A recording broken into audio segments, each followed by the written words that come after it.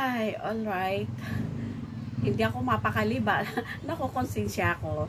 So, alam ko inaantay mo yung birthday greetings ko. So, happy birthday, Sisi Lalabs, Simply Narvin Variety.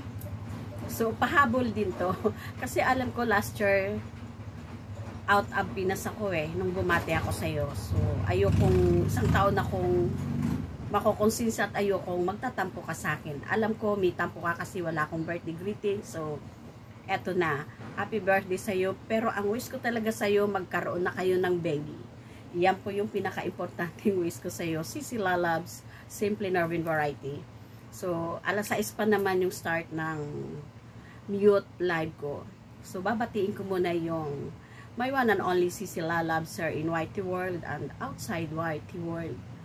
So, I love you and ingat ka lang lagi and huwag mong kakalimutan mag-take ng vitamins mo. Also, Super Primo 16. Napanood ko yung birthday greetings ni Sisi Lab Marley Alexa. So, medyo nakurot ako. Nakurot ako doon. Sabi ko, wala pala akong birthday greetings pa kay Sisi Lalabs. Pasensya ka na kasi talagang napaka-busy ko talaga. Super busy at super init. Andun yung minsan nakakatamad gumalaw kasi sobrang init. Parang the whole din na nga lang nandito kami sa loob ng kwarto kasi wala naman kaming aircon sa labas. So, andito lang ako, Sisi Lalabs, anytime.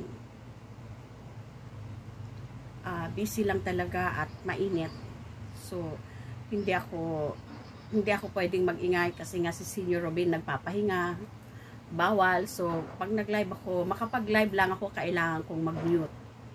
So, I love you. Enjoy your life and mag-iingat kayo lagi kung saan man kayo pumupunta. Hindi ko nakakalimutan yung birthday mo.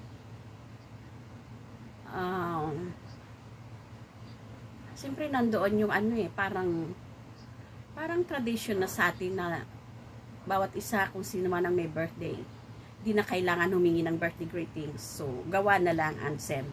So, hindi matatapos ang birthday celebration mo hanggat wala akong birthday greetings. Alright, Sisi Lalabs, maraming salamat. I love you and you are always here.